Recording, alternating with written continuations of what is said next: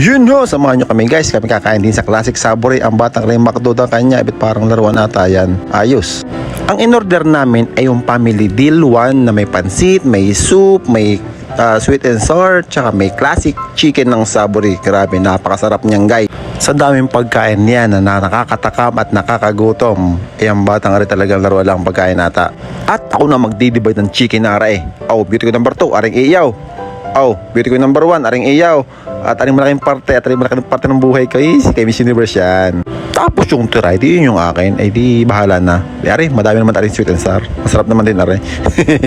Yung pansit, grabe yung pasidino, grabe, napakasarap din, solid. At pagkatapos na kumain, mamili ng makeup at namili ng mga kung ano-ano pa din sa SM at Radical daw. Diyos ko pa. At humilot pa ng ice cream. Ay, nandini kami sa Dairy Queen. Di kayo kong palilitin. Serve upside down. Ang galing talaga. Oh, sinusob na gano'n. Ang tibay, ang lagkit. Grabe, natuwa din ako mga Miss Universe saka si Beauty Queen. At bread talk naman, tinapay naman. Ari daw ay pasalubong namin kay mamang mahal na mahal namin. Para kay mama.